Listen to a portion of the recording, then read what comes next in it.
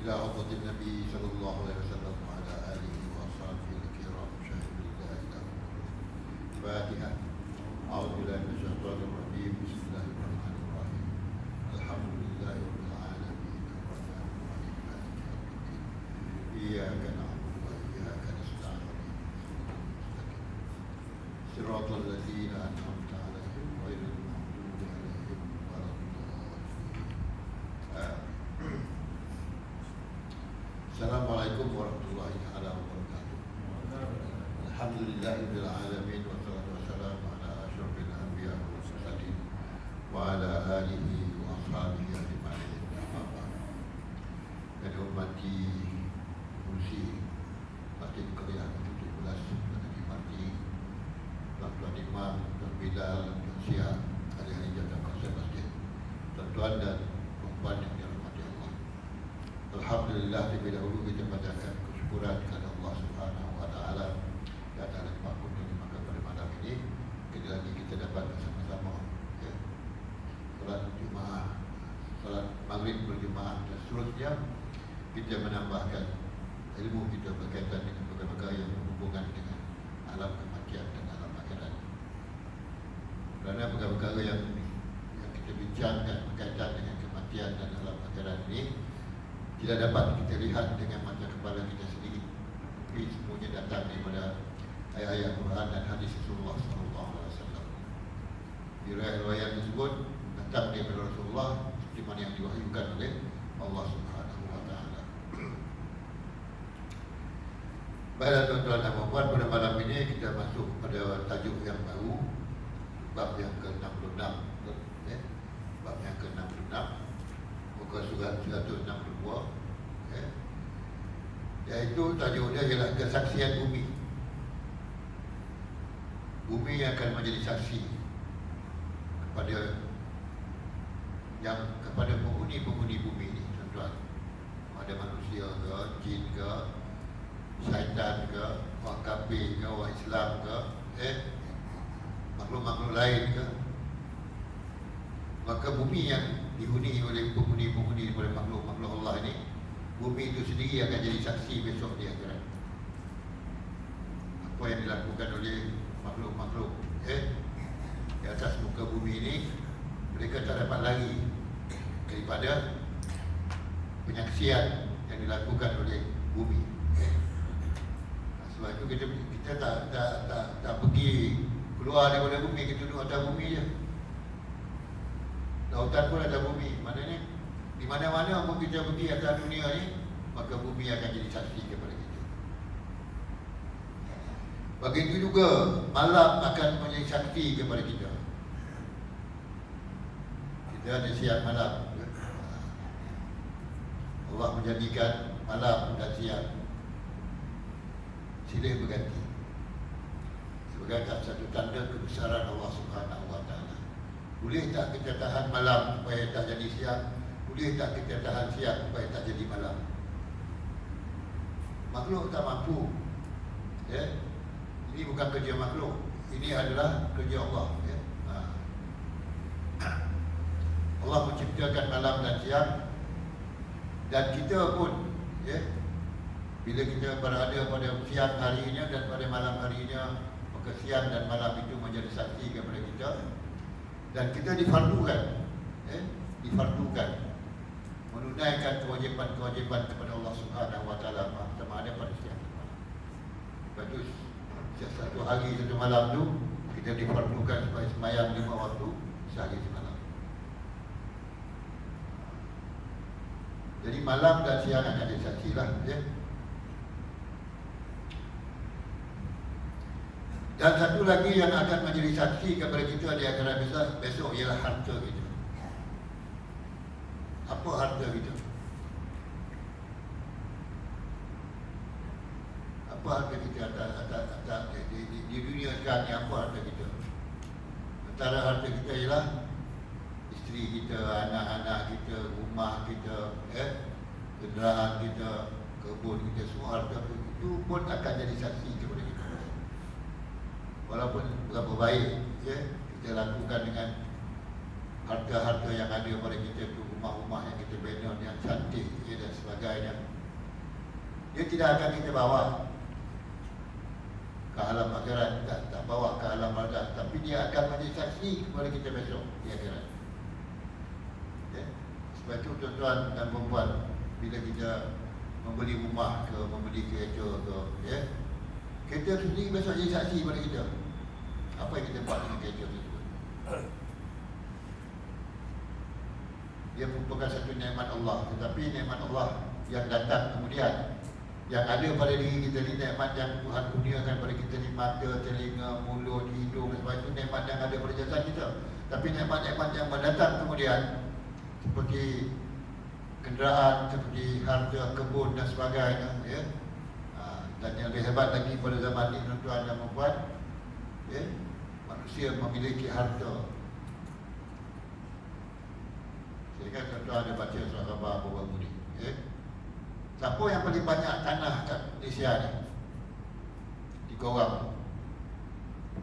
Ada terpapar nama dia, dipaparkan nama dia dalam surah khabar.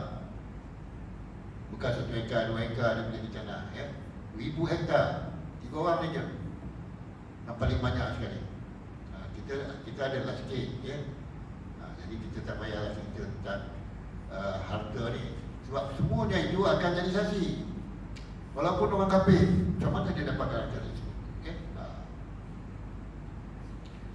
Dalam sebuah hadis yang diriwayatkan oleh Tirmidzi dari Abu Hurairah radhiyallahu anhu dikatakan, Rasulullah sallallahu alaihi wasallam membaca, pada hari itu bumi menceritakan beritanya. Ya? Pada hari itu bumi menceritakan beritanya. Pada hari bila? Pada hari berlakunya apa, pada hari kiamat. Ya? Pada hari akhirat besok, ya? Semua cerita-cerita kita di atas muka bumi ini akan diceritakan di akhirat besok. Kita tak bawa cerita akhirat itu ke bumi, tapi kita hidup kat atas bumi ini, Tuhan bagi kita hidup yang sama ada panjang ke pendek, semuanya akan diceritakan balik di akhirat besok. Sebab itu dalam surah Al-Zilzilah Allah sebutkan, Iza zulzilatil ardu zilzalaha, ya. Akhrajatil ardu asqalaha wa qala al-insanu ma laha yauma idzin tuhaddisu akhbara. Di hari itu besok, ya, semua apa yang kita lakukan atas muka bumi ini, semuanya akan ditayangkan baliklah, tuan. Semua makhluk akan tengok. Dan kita pun akan tengok makhluk yang lain juga. Kita akan tengok makhluk-makhluk lain, ataupun kita akan tengok juga, ya, mereka-mereka yang hidup di zaman-zaman Nabi-Nabi dan Rasul-Rasul dahulu. Akan diperlihatkan apa yang mereka buat semasa mereka hidup kat dunia. Jadi jangan kita kata kita hidup kat dunia ni tak ada apa-apa, ya. Dah mati besok, tak ada apa-apa lagi, tidak, tuan. Sekarang ni ada macam-macam pahaman. Yang terbaru faham itu, walaupun apa ni, tuan guru tu minta maaf, dia kata dia tarik balik lah. Sebab apa dia kata, bila satu orang itu mati, maka rohnya akan berpindah. Dia dah keluar kenyataan tersebut. Karena sufur roh akan berpindah, ya. Daripada siapa kepada siapa? Itu perpindahan akan berlaku lah. Daripada siapa yang dikehendaki oleh Allah, daripada siapa yang dikehendaki oleh Allah, daripada siapa kepada siapa, tak pasti, ya. Boleh jadi imam meninggal, rohnya berpindah pada Bilal. Risaulah imam, ya. Rohnya berpindah pada Bilal. Bila meninggal, rohnya berpindah kepada siapa? Kepada Syiah. Bukan macam itulah, tuan-tuan. Tapi dikatakan roh akan berpindah pada seorang tu mati, maka tuan guru ni pun dah tarik baliklah statement dia tu. Dia berlaku kesilapan. Sebab apa? Dia bersandarkan kepada guru dia, bukan bersandarkan pada hadis dari hadis ataupun nas-nas Al-Quran. Guru saya kata dulu macam ni. Jadi kita pun jangan bersandarkan kepada manusia biasa yang tak ada kelebihan yang Allah kurniakan pada dia, seperti mukjizat, seperti para rasul dan para nabi, ya. Jangan bersandar kepada mereka-mereka yang Allah tak bagi kelebihan untuk dia mendapatkan wahyu daripada Allah Subhanahu Wa Taala. Jangan bersandar. Kita nak bersandar ni pada dalil-dalil yang sahih, dalil-dalil yang nas-nas yang sahih, ayat Quran, hadis, ya.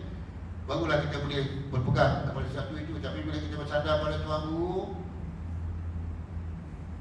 ya, macam ayah Hafiz, dia bersandar pada apa? Bukan ayah Hafiz itu adalah satu orang yang mengakui dia Tuhan juga, ya. Dia bersandar kepada yang bukan makhluk yang Allah pilih, ya. Yang dipilih sebagai rasul dan sebagai nabi. Jadi tuan-tuan dan puan, segala apa yang kita buat atas dunia ini semuanya akan jadi saksi pada diri kita, pada diri kita balik. Ya? Kalau harta yang kita gunakan, ya, kita makan, kita ambil orang lain punya, hak orang lain, ya, walaupun sedikit, semuanya akan menjadi saksi kepada diri kita. Apakah harta tersebut harta yang hak kita, ataupun halal bagi kita, ataupun sebaliknya. Harta itu sendiri yang akan bercakap. Dan itu masyarakat dunia ni, apa yang kita buat tu, semua yang ada di keliling kita ni senyap sunyi je. Dia tak bercakap. Baik pokok-pokok, baik bumi, baik hawan, kecil, kucing ke, ya, ayam ke itik ke, tak ada bercakap pun tentang apa yang kita buat. Tapi mereka menjadi saksi. Dan di akhirat besok, mereka akan dipanggil untuk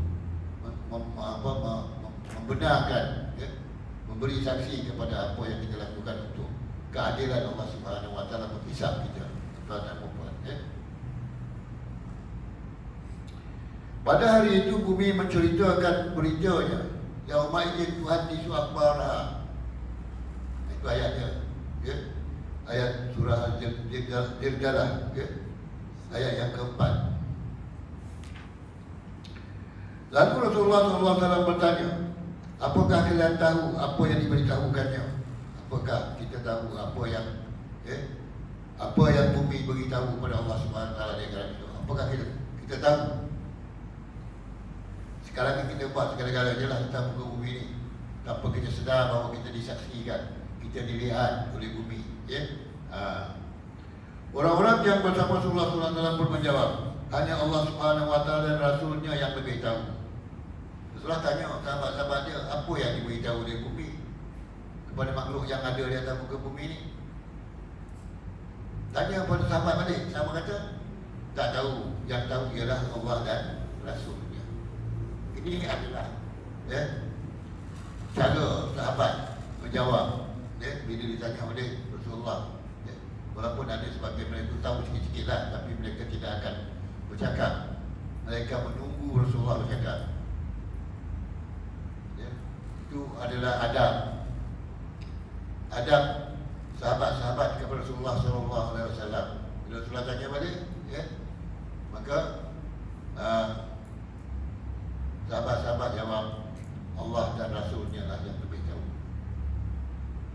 Begitu juga dengan apabila Allah menciptakan alam ni, ataupun bila Allah menciptakan manusia untuk jadikan khalifah di atas muka bumi ini, ya, maka malaikat mengatakan kepada Allah, ya Allah, kami ini sentiasa bertasbih kepadamu, ya Allah. Nahnu nusabbihu bihamdika wa nuqaddisu lak. Ya. Kami sentiasa tasbih, ya. Tetapi apa yang Allah nak jadikan sebagai manusia dia, sebagai khalifah di atas muka bumi ini, maka malaikat telah menjangkakan bahawa manusia ini akan melakukan kerusakan dan banjir hidupiha wa yasfiku dima, kerusakan dan menumpahkan darah di atas muka bumi ini. Mereka dah mengagak dah. Tapi apa jawab Rasulullah? Apa jawab Allah Subhanahu Wa Taala?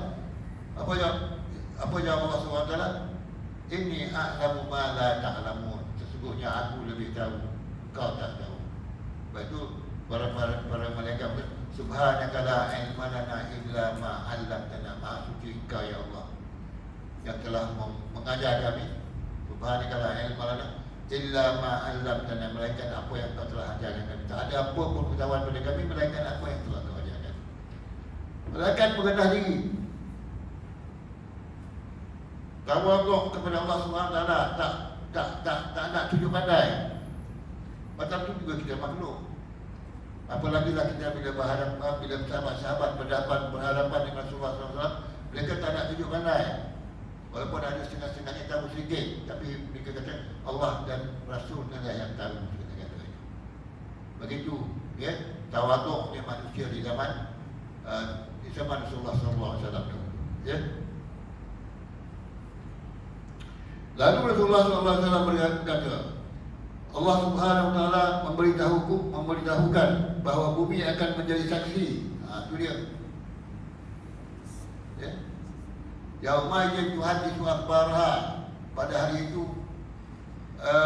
bumi akan menceritakan beritanya. Maka Rasulullah pun menceritakan apa yang diceritakan oleh bumi. Ya.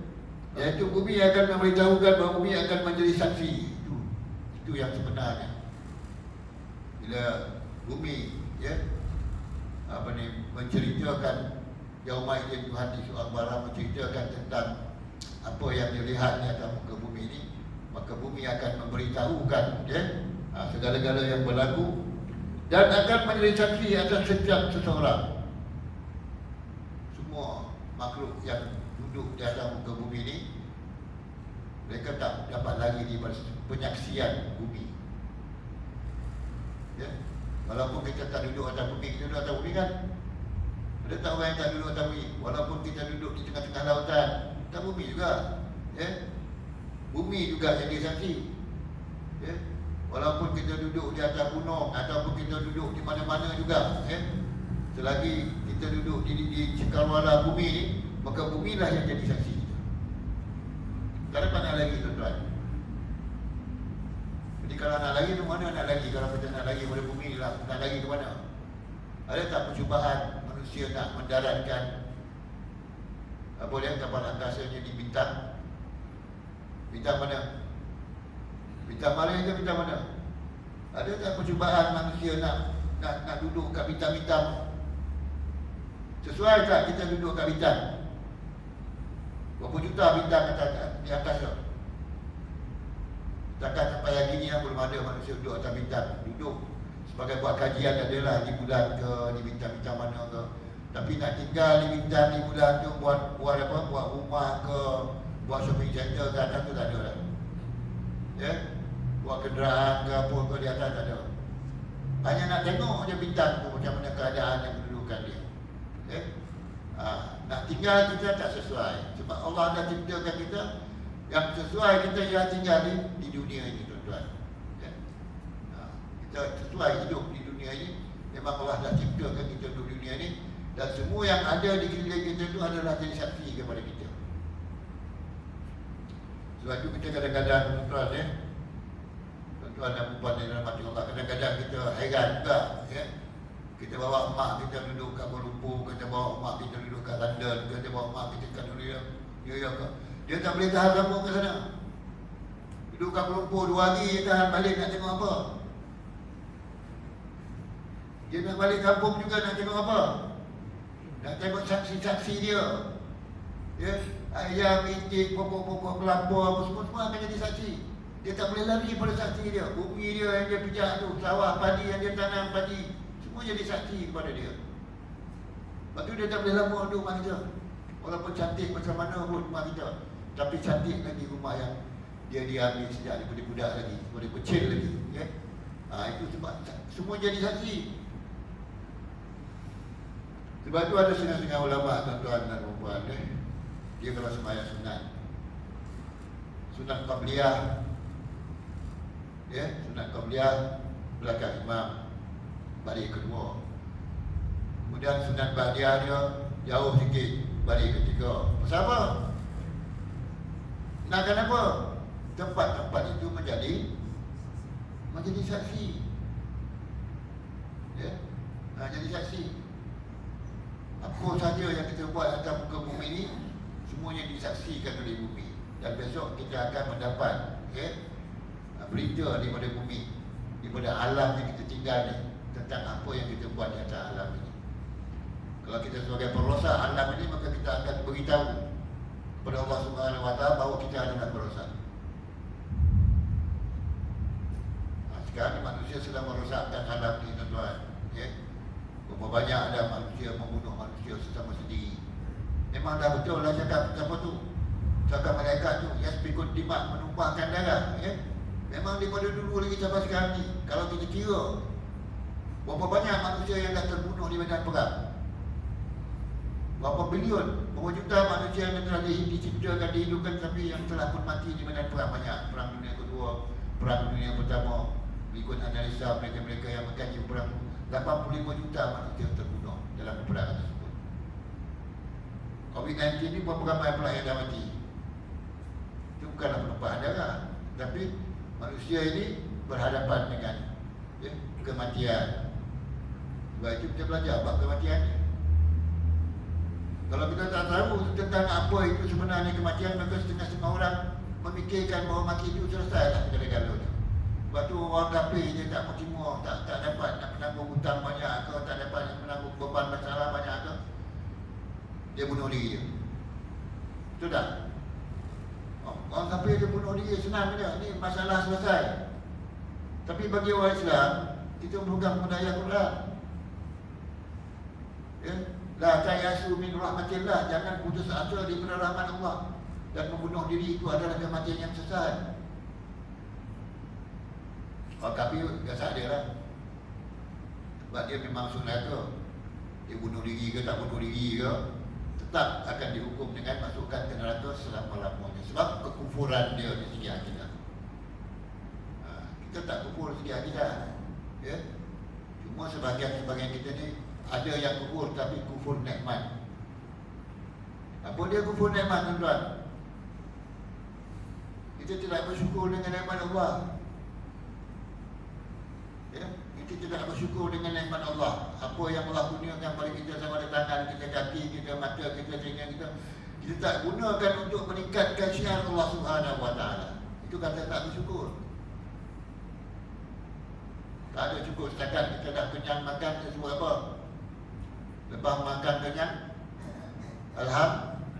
Alhamdulillah, itulah bersyukur. Itu mengucapkan perkataan syukur. Tapi bersyukur ialah melakukan segala perintah Allah itu dengan menggunakan nikmat-nikmat Allah yang dikurniakan kepada kita ini kepada membesarkan dan mengagungkan Allah Subhanahu Wa Taala. Sebab itu kita disebut salat 5 waktu sehari semalam, tanda kesyukuran. Salat 5 waktu. Lama tak salat 5 waktu ni? Sembahyang zuhur berapa minit? 2 minit. Rakaat sembahyang zuhur 2 minit, 40 minit. Sampai lebih kurang lebih tinggi pun 7 minit, 8 minit, ya? Zuhur, asar, maghrib, isyak, subuh. Kalau diinputkan semuanya lebih kurang tak sampai 1 jam pun. Boleh tak kita buat sekaligus? Sembahyang zuhur, asar, maghrib, isyak, subuh ni buat sekaligus lepas tu? Bebas lepas sampai sembahyang, ibadat sembahyang. Subuh tadi sembahyang 17 rakaat dah cukup? Tak boleh, tuan-tuan. Apa sahaja yang Allah jadikan pada kita di dunia ini, semuanya ada sistem dia. Ada yang dipanggil istidrajian, beransur-ansur. Contoh, Al-Quran Allah tak turun sekaligus. Al-Quran Allah turun sekaligus tak? 22 tahun, 2 bulan, 22 hari. Lamanya Al-Quran tu. Tapi hebatnya manusia di zaman dulu sampai zaman sekarang boleh menghafal Quran dalam tempoh seminggu, 2 minggu, ya? Ada yang boleh hafal Quran tak sampai setahun pun, hafal khatam Al-Quran 30 juzuk pun ada, ya? Jadi itu kelebihan Allah lagi. Tapi Quran itu pun beransur-ansur 22 tahun. Jadi kalau tuan-tuan tak hafal Quran, ya, macam mana Quran ayat Quran itu turun, macam itulah kita hafal. 22 tahun baru hafal Quran. Boleh tak, tuan? Ya, 22 tahun kita baca Quran baru dapat hafal Al-Quran 30 juzuk. Kalau nak ikutkan Al-Quran itu diturunkan beransur-ansur, ya, tak ada, tuan-tuan, ya. Sebab ada manusia yang hafal Quran masa usia dia 16 tahun, ya. Imam Syafi'i umur 9 tahun dah hafal Quran. Kita ni ada hafal Quran. Cakap mana yang kita mampu lah, tuan-tuan, ya. Cakap mana yang kita mampu. Kita tak boleh paksa diri kalau kita tak mampu, ya. Tapi sebaik-baiknya kita menghafal ayat-ayat Al-Quran, ya, yang terkandung di dalam Al-Quran yang mengandungi 114 surah itu, 6,666 ayat, ya, 114 surah, ya. Jadi kalau dapat kita hafalkan 10 surah pun dah cukup dah, ya. Tapi bagi setengah-setengah orang yang memang dia memang berazam untuk menghafalkan, dia boleh hafal Quran itu dalam tempoh yang sekejap kalau dikehendaki oleh Allah Subhanahu wa taala. Baik, tuan-tuan dan puan. Jadi bumi akan memberikan Allah Subhanahu wa taala sebagai saksi atas setiap seseorang dan setiap umat tentang apa yang mereka perbuat di muka bumi ini. Setiap orang akan menjadi, bumi akan menjadi saksi kepadanya. Bukan saja orang saja, tapi semua umat ni, tuan-tuan. Umat zaman Nabi Adam, umat zaman Nabi Hud, umat zaman Nabi Lut, umat zaman Nabi Musa, umat zaman Nabi Isa, umat zaman Nabi Yusuf. Semua umat-umat itu bumi akan disaksi terhadap umat tersebut. Ya. Dan kita sebagai umat Nabi Muhammad ini, kita sebagai umat Nabi Muhammad akan menjadi saksi kepada umat-umat yang terdahulu daripada kita. Sehinggalah umat Nabi Nuh mengatakan, umat Nabi Nuh kan Nabi Musa, dia kata, bagaimana pula umat Nabi Muhammad ini datang kemudian dia jadi saksi kepada kita? Macam mana pula umat Nabi Muhammad datang kemudian tapi dia jadi saksi kepada umat-umat yang terdahulu daripada dia? Itulah kelebihan umat Nabi Muhammad sallallahu alaihi wasallam. Kelebihan yang Tuhan kurniakan. Sebab itu kita kena selawat banyak-banyak kepada Rasulullah sallallahu alaihi wasallam. Sebab kita diberi kelebihan untuk jadi saksi kepada umat-umat terdahulu. Dan satu lagi kelebihan umat Nabi Muhammad sallallahu alaihi wasallam ni ialah umat yang mula-mula sekali masuk syurga. Umat yang mula-mula sekali dimasukkan ke dalam syurga. Umat lain kemudian, umat Nabi Muhammad dulu, ya. Jadi kita ni beruntungnya kita sebab kita, Nabi kita adalah Nabi Muhammad SAW, dan kita adalah golongan terpilih, ya. Sebab itu dalam selawat kita kepada Nabi, Allahumma salli ala Allahumma salli sallallahu rabbuna ala nuril mubin Ahmad al-Mustafa Sayyidil Mursalin. Apa makna di hujung itu? Ahmad al-Mustafa, Nabi Muhammad itu adalah pilihan. Pilihan apa? Sayyidil Mursalin, sebagai ketua kepada semua para rasul. Sebab itu Nabi Muhammad menjadi imam semasa nak Isra Mi'raj, nak naik Mi'raj, ya, ke langit ke-7 tu. Nabi Muhammad SAW mengimamkan dahulu para rasul dan para dalam satu salat jemaah, tuan-tuan. Awal-awal lagi Allah dah tunjukkan kelebihan umat Nabi Muhammad SAW. Ya, awal lagi, tuan-tuan, ya. Itu dalam satu buku yang ditulis seorang Kristian, Michael Hart. Contoh Michael Hart, ya. Dia tulis dalam buku dia tu 100 orang yang sangat berpengaruh dalam dunia ni. Maka dia tulis dalam buku tu, orang yang sangat berpengaruh dalam dunia ni, orang yang pertama ialah Nabi Muhammad SAW. Orang ke-10 ialah Sayyidina Umar Al-Khattab. Dia letak umat Islam nombor 1. Letak Nabi Muhammad nombor 1. Masa dia mengumumkan tu, di dalam satu majlis, dia disorak oleh orang ramai. Bukan sorak, bertepuk sorak kerana kehebatan, tak bertepuk sorak. Dia marah kepada dia, kenapa pilih orang Islam jadi orang yang terutama, yang sangat berpengaruh. Datang Nabi Musa ada, Nabi Isa ada, dia Nabi-Nabi lain ada, kenapa Nabi Muhammad SAW? Maka waktu itu dia disorak oleh orang ramai. Kemudian dia, Michael Hart ni pun tersilap saya, Michael Hart ni seorang penulis Inggeris. Dia pun menerangkan satu persatu tentang kelebihan Nabi Muhammad SAW ni. Dia seorang anak yatim yang dilahirkan di tanah gurun di padang pasir, dia di Mekah. Kemudian dia mengembangkan agama ini, dan agama ini sampai hari ini sudah dianuti oleh berbilion-bilion orang. Ya. Itu tak baca lah, sahabat. Sahabat pun tak baca lah kami. Orang baca internet dia. Beribu-ribu perempuan-perempuan di barat, di England, di Itali, bagi tadi saya tengok orang di Itali pun beribu-ribu perempuan-perempuan yang kafir dah masuk Islam, tuan-tuan. Dah pakai tudung, dah masuk Islam, dah tutup aurat.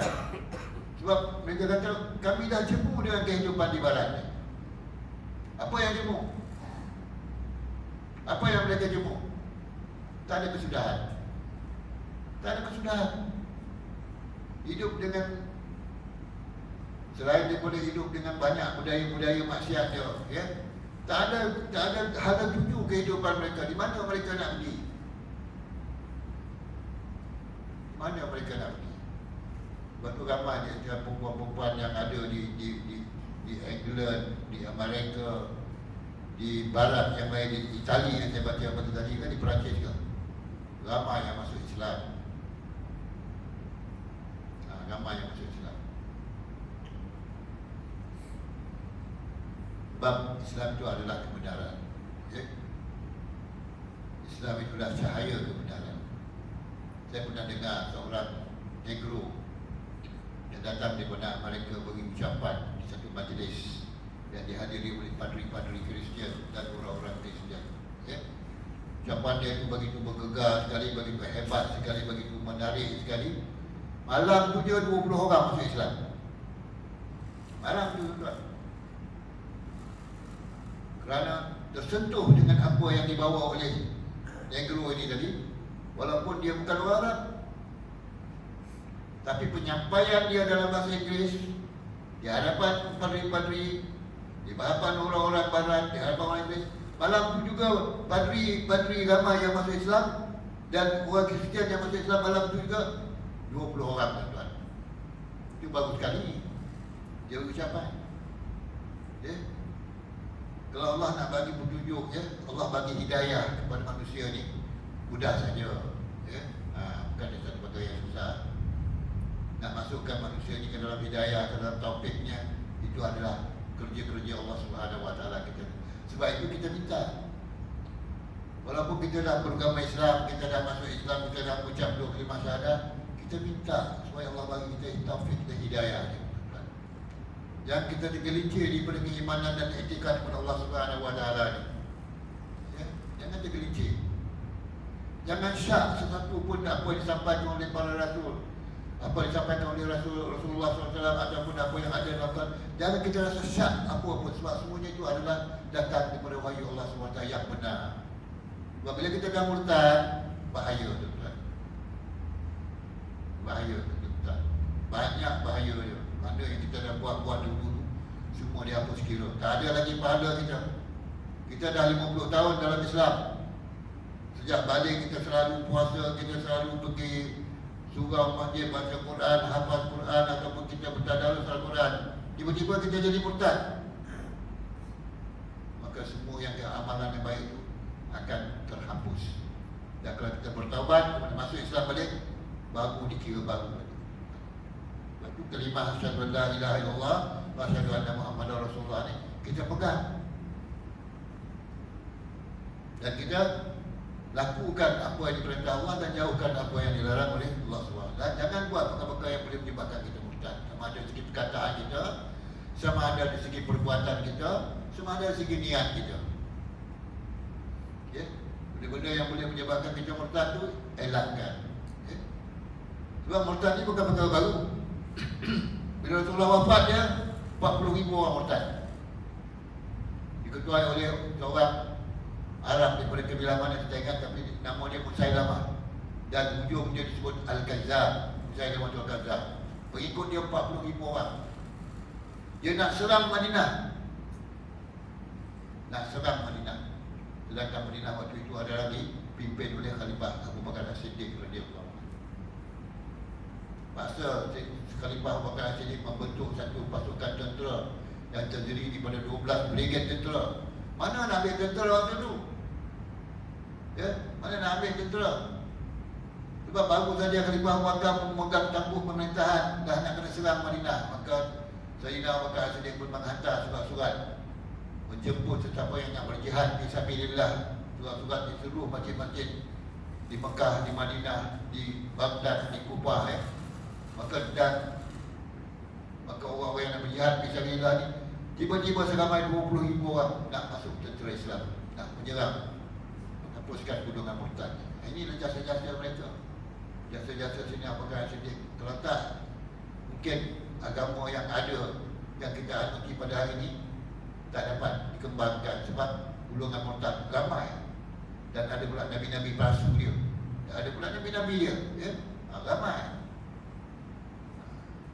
Jadi waktu itu semangat jihad tinggi di kalangan umat Islam yang ada di kawasan-kawasan lain, maka golongan murtad ini dapat dihapuskan. Baiklah tuan-tuan dan puan-puan, jadi bumi akan jadi saksi pada kita. Mana lagi mana? Ya. Sama lah juga macam sekarang ni tuan-tuan, ya. Bila COVID-19 ada kat Malaysia ni, ada tak orang cuba nak lari mana-mana? Ni penyakit COVID-19 ni tak, kita pindahlah tempat lain, Papua New Guinea ke, mana-mana tempat ke, Afrika Utara ke, Afrika Selatan ke, mana tempat, seluruh dunia penyakit ni sampai. Mana nak lari? Ya. Sebab ini adalah bumi Allah, dan Allah dah ciptakan bumi ini, kemudian Allah jadikan apa-apa yang Allah nak jadikan itu, dan kita tak dapat lagi, tuan. Dan segala-gala yang ada dalam keliling kita akan jadi saksi kepada kita. Ya. Jadi tak dapat nak lagi. Begitu juga bila kita berdoa di akhirat besok, ya. Sebab kita baca dalam kitab ini kaitan dengan mereka yang ada di neraka, mereka cuba nak lari daripada neraka tu. Lari ke hulu, lari ke air, sama je. Mana nak lari? Dalam neraka tak dapat lari. Dalam syurga lagi tak? Tak ada orang lagi di syurga lah. Ya? Syurga adalah tempat yang istimewa, nikmat yang Allah punya, tak ada orang nak lari. Tapi neraka, sebahagian besar ataupun semua ahli-ahli neraka tu minta rayu kepada Allah SWT supaya dikeluarkan dan diringankan hukuman. Tak, Allah tak bagi dah. Peluang dah habis, ya. Betul. Jadi bumi jadi saksi pada kita. Kemudian setiap seorang dan setiap umat tentang apa yang mereka perbuat di bumi ini akan jadi saksi. Bumi akan menjadi saksi. Lalu bumi berkata, dia melakukan ini dan itu pada hari ini dan itu. Semua ada dicatatkan. Bumi ada catatan pada bumi. Bumi merekodkan, ya, tentang apa perbuatan yang kita buat di atas bumi itu sendiri. Kaki kita melangkah ke mana, tangan kita memegang ke mana, mata kita melihat ke mana di atas bumi ini, tuan-tuan. Semua akan direkodkan oleh bumi dan akan diberitahu kepada Allah Subhanahu Wa Taala. Ya. Jadi kalau kita solat zuhur ke, solat yang kita lakukan, sama ada solat wajib ke, solat fardu ke, solat sunat ke, bumi pun jadi saksi. Sebab itu setengah-setengah orang, ya, kat mana saya tengok tadi, orang sembahyang, budak muda sembahyang, ya, di tengah-tengah dewan orang ramai, ya, sembahyang. Lepas tu ramai, ya, dan orang beri tepukan pada dia. Boleh buat tak? Video tu ada orang beri tepukan pada budak muda ni. Dia tak kisah hari mana dia nak sembahyang, masuk waktu dia sembahyang. Masuk je waktu dia sembahyang. Sebab dia tahu dia sedang disaksikan oleh semua makhluk-makhluk lain di dunia ini, termasuklah bumi, malam, bulan, bintang dan sebagainya. Jadi tak kisah dengan manusia lain yang tengok pun sembahyang. Lepas tu kita dapati ada orang-orang yang cuba untuk menghina orang yang sembahyang, ya, di tempat-tempat orang kafir yang ramai, orang Islam sedikit. Tapi orang Islam tetap mendirikan solat. Malah dalam satu YouTube, kalau tuan-tuan tengok, sedang orang Islam sembahyang berjemaah, satu baris, dua baris, satu saf, dua saf, ya. Israel ni sampaikan bom dia, tapi tak masuk dalam dewan sembahyang tersebut.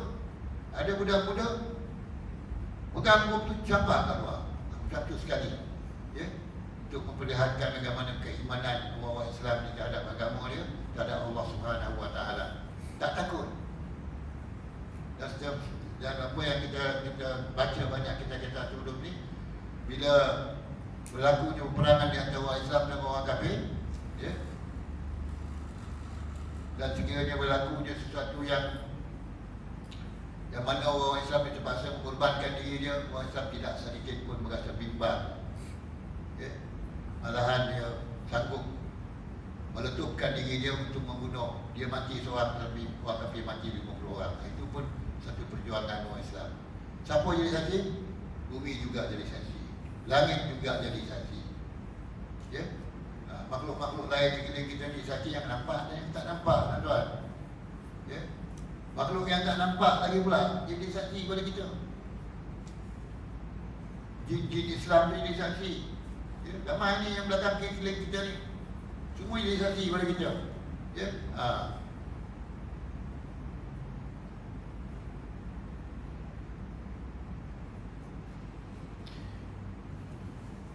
Jadi bumi akan menceritakan kepada Allah Subhanahu Wa Taala, akan disaksi kepada makhluk yang ada di bumi ini dan menceritakannya kepada Allah Subhanahu Wa Taala. Lalu Rasulullah SAW berkata, ayat inilah cerita tentang kejadian tersebut, ya. Kejadian apa? Kejadian Ijazul Jilal wa Afrajatil Ardu Asqalaha. Ayat Quran inilah yang menceritakan tentang bagaimana, ya, alam ini yang akan bergegar, yang akan hancur, dan alam inilah juga yang akan disaksi kepada kita di akhirat. Tapi masa 3 minit. Okay. Kemudian tuan-tuan dan puan-puan, Abdullah bin Amr bin As, ya, radhiyallahu anhu pernah berkata, barang siapa yang sujud di atas batu atau di tanah liat, maka batu dan tanah liat itu akan bersaksi di hadapan Allah Subhanahu Wa Taala untuknya pada hari kiamat nanti, pada hari akhirat. Dia sembahyang, ya. Kalau orang Arab ni dia sembahyang tengah-tengah padang pasir ni, padang pasir itulah jadi saksi dia. Jadi kalau kita sembahyang, contohnya lah, banyak aktiviti yang kita buat, kan, ya. Jangan fikir apa-apa aktiviti kita buat itu membebaskan kita daripada menunaikan keperluan kepada Allah, kan. Masa waktu sembahyang, dalam waktu kita sembahyang, daki Gunung Datuk. Sebab mana kita daki Gunung Datuk? Terpakat kat batu yang atas. Ambil air sembahyang atas batu. Batu tu jadi saksi, ya. Tak ramai orang yang sembahyang di atas batu ataupun Gunung Datuk tu. Saya pun tak tahu orang penampasan dia sembahyang atau tidak, ya. Tapi kalau ada yang siapa-siapa yang sedar tentang dirinya adalah makhluk Allah, yang sentiasa ingat kepada Allah Subhanahu Wa Taala terhadap nikmat-nikmatnya, di mana sahaja dia berhenti, dia sembahyang. Dia sembahyang, ya. Kalau dia sembahyang atas batu, batu itulah jadi saksi. Kalau dia sembahyang atas apa? Atas tanah liat, tanah liat itulah jadi saksi. Pasal tu kita dulu orang kampung kita tak kisah, tuan. Dia tak perlu sangat nak buat rumah batu besar ni. Tak perlu. Rumah-rumah kampung semua tu jadi saksi. Sebab itu dulu-dulu orang buat surau, ya, dia ambil kayu ke mana? Ambil angkut untuk meluyung, ya, tebang pokok-pokok ke hutan tu, kemudian buat surau bergotong royong, buat masjid dulu daripada kayu-kayu dia ambil dalam hutan.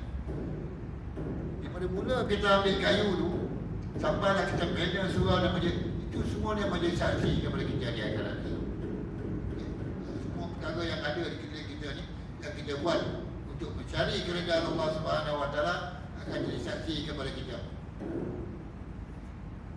Dan segala perkara yang kita buat mendatangkan kemurkaan Allah, maka perkara-perkara tersebut juga akan menjadi saksi kepada kita. Itu doa kita selalu. Allahumma inna nas'aluka ridhaka wal jannah. Ya Allah ya Tuhan, kami mohon keredaanmu dan syurga-Mu.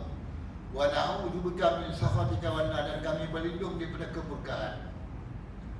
Bila Allah murka, dia kita buat perkara yang maksiat. Maksiat artinya derhaka kepada Allah, dan yang jadi saksi ialah apa yang ada di diri kita. Ya. Bila Allah redha, bila kita buat perkara-perkara yang Allah redha dan mendatangkan pahala kepada kita, dan yang lain-lain jadi saksi kita. Tanah, bumi dan segala-galanya jadi saksi kepada kita. Bumi jadi saksi, bulan, matahari, bintang semua jadi saksi. Orang dulu pandai juga tuan-tuan, ya. Bila dia gunakan bulan dan bintang ni sebagai saksi, tiadalah yang lain daripada kau. Ya tak? Dengan bersaksikan bulan dan bintang, aku sanggup mati bersama, hidup bersama, merenangi lautan apa? Lautan api ada kalau tak pindah. Orang dulu pandai. Walaupun dia tak sampai tauhidnya macam ni, tetapi dia dah ada dah pahaman dia bahawa semua yang ada di dunia ini jadi saksi kepada dia. Terutama sekali dia kepada perkara yang dia lakukan lah, dia berkasih sayang dan sebagainya. Dia kata bulan dan bintang jadi saksi. Itu biasalah dalam kisah-kisah kisah-kisah yang diceritakan tuan-tuan dan puan. Baik cakap itu tuan-tuan dan puan. Mudah-mudahan Allah SWT memberkati kehidupan kita dan mendengar topik dan hidayah. Bismillahirrahmanirrahim. Alhamdulillahirabbil alamin. Wassalatu wassalamu ala asyrafil anbiya'i wal mursalin wa ala alihi wa ashabihi ajma'in. Allahumma zidna ya rabbi faman nabiyyin wal mursalin ilham malaikatil muqarrabin bi rahmatika ya arhamar rahimin. Rabbana atina min ladunka rahmah wa hayyi lana min amrina rasyada. Rabbana atina fid dunya hasanah fil akhirati hasanah wa qina adzabannar. Wa sallallahu ala sayyidina Muhammadin wa ala alihi washabbihi ajma'in. Subhana rabbika rabbil izzati amma yasifun wa salamun alal mursalin.